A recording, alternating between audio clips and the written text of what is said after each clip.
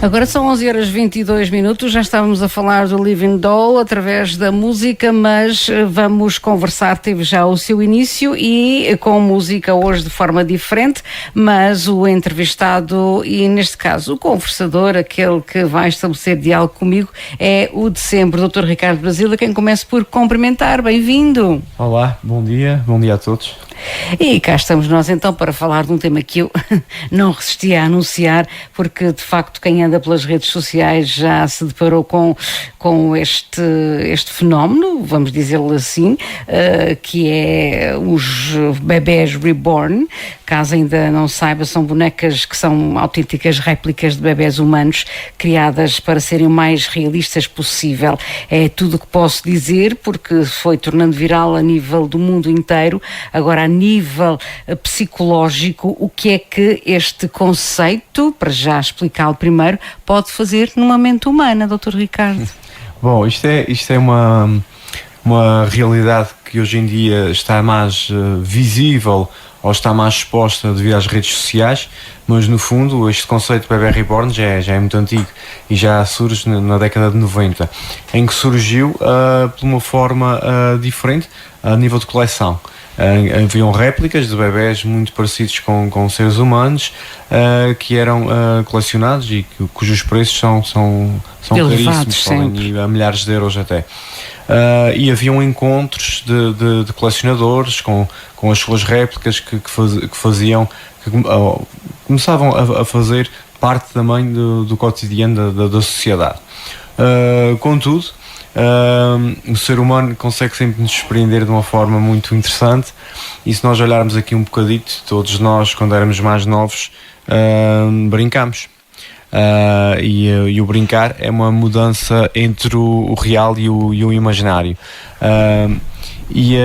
O benefício que a criança tinha no brincar era muito significativo. Era ali que aprendia a resolver problemas, a definir estratégias para os resolver, planos de execução, e onde assumia e distribuía papéis. Todos nós passámos por isso, e eram experiências sempre muito gratas. E que disputavam emoções. Umas vezes ficávamos chateados, umas vezes ficávamos muito contentes e assumíamos e teatralizávamos aquelas brincadeiras da melhor forma. Hoje em dia, os bebés reborn têm várias finalidades, e o importante é se perceber aqui uma coisa: a importância entre entre a realidade e o imaginário. Não haver aqui uma passagem desta linha que acaba por ser muito ténue às vezes em alguns perfis, onde o hiperrealismo pode causar alguns danos a nível da saúde mental, e é aqui que entram alguns problemas psiquiátricos também, porque nem todos os utilizadores de bebés reborn têm problemas de saúde mental. Atenção, okay. Aliás, a maior parte nem tem. Grande parte dos utilizadores recorreram aos bebés reborn devido a traumas, problemas que passaram na sua vida, perda de filhos, perda de problemas ali em abortos numa fase mais de gestação, e solidão. Portanto, grande maioria dos utilizadores também passaram por este tipo de situações. Contudo, existem outros tipos de pessoas que são mães, com filhos que já saíram de casa, também ali muito para poder preencher aquele vazio da saída do ninho, não é? E acabam por recorrer.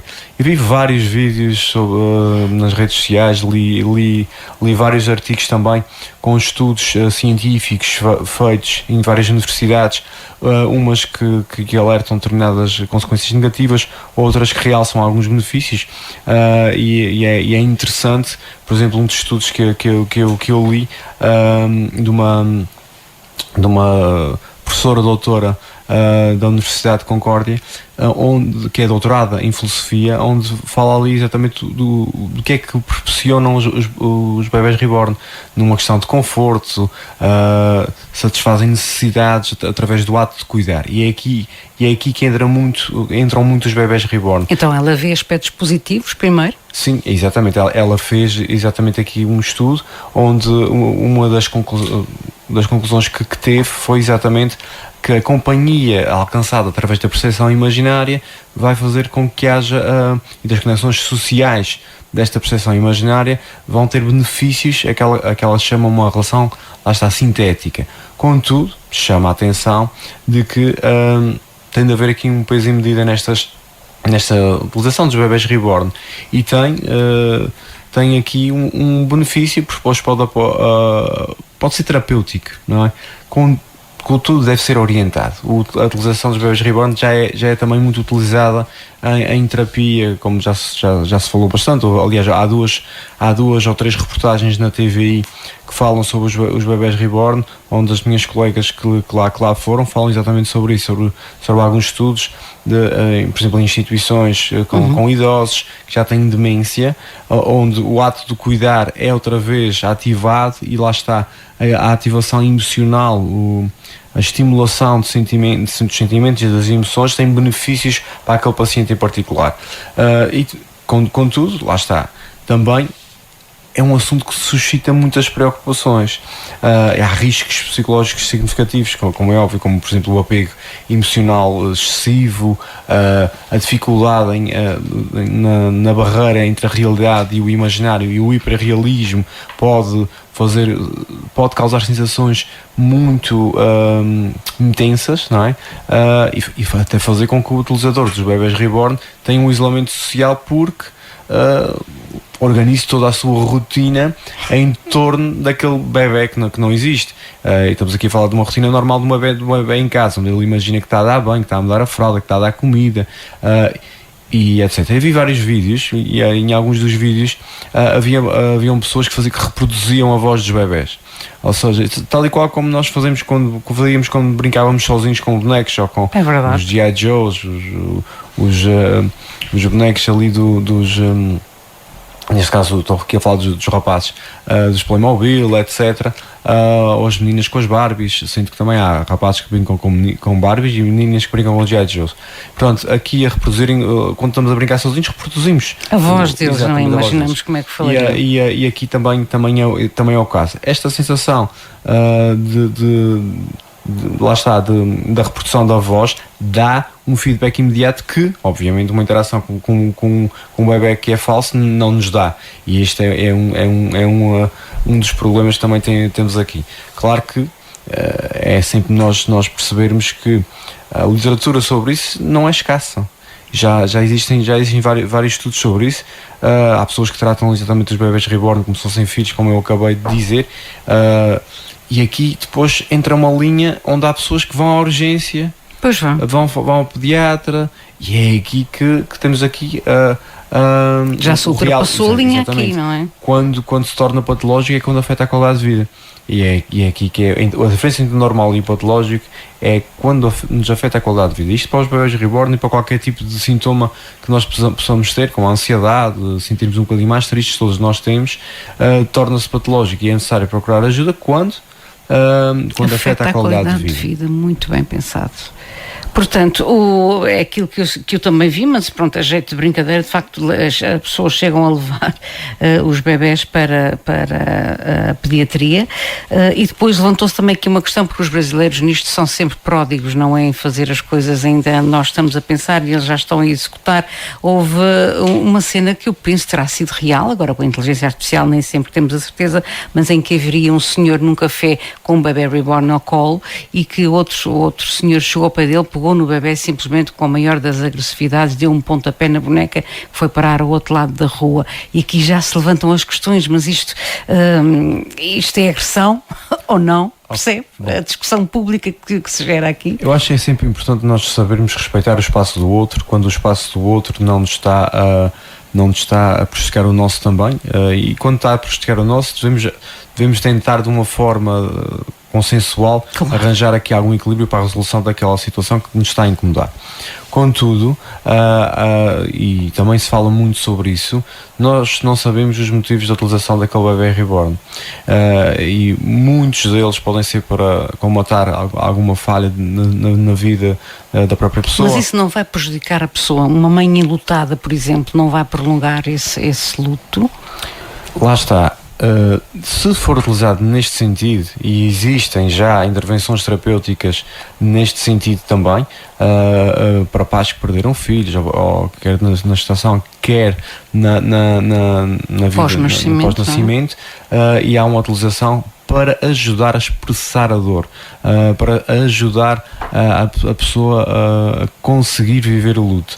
E existem terapias feitas com este tipo de bonecos que ainda requerem de um bocadinho mais de investigação também.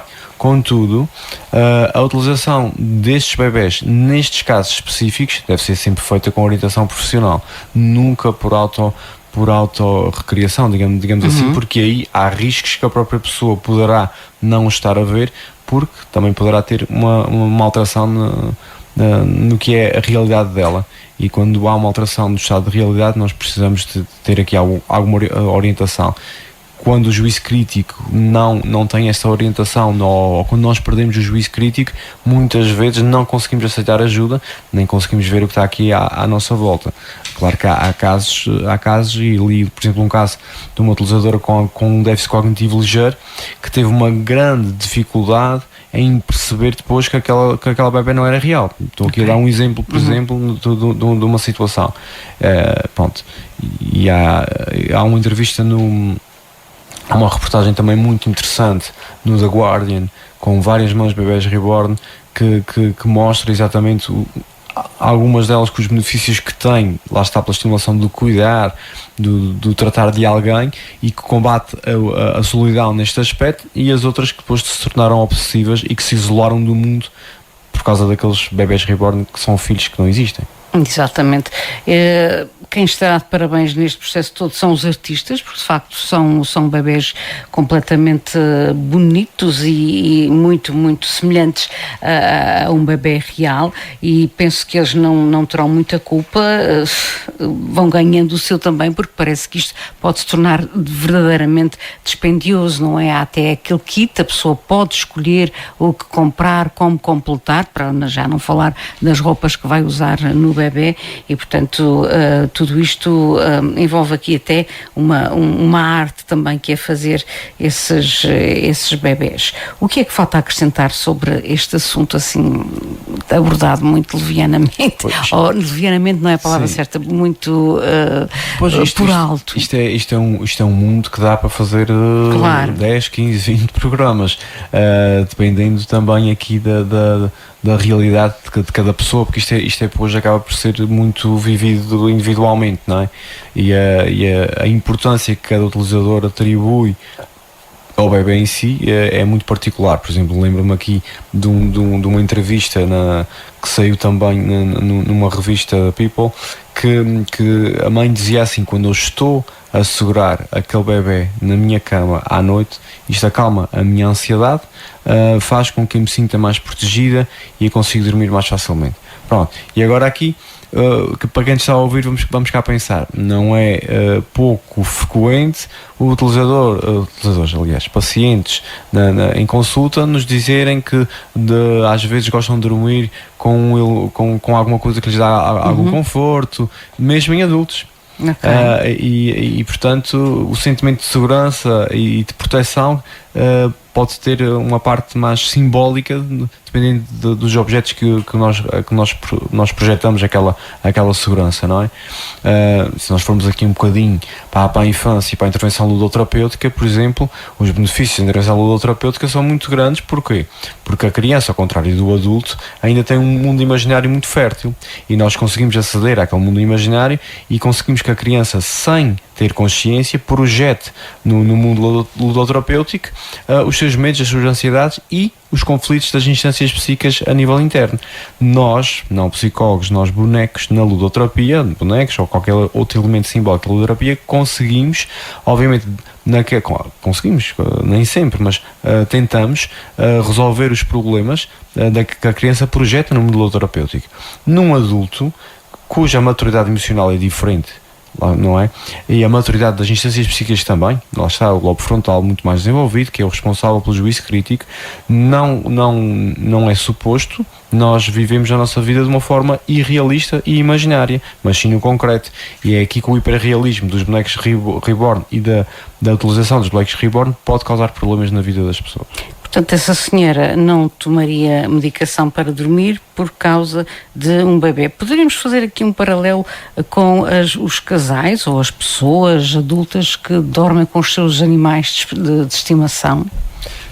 É diferente, porque o animal de estimação dá-nos um afeto imediato e projeta-nos dá-nos aquela parte emocional, aquele conforto. Vivo, é diferente, não? É um ser vivo, acho que nem há comparação possível.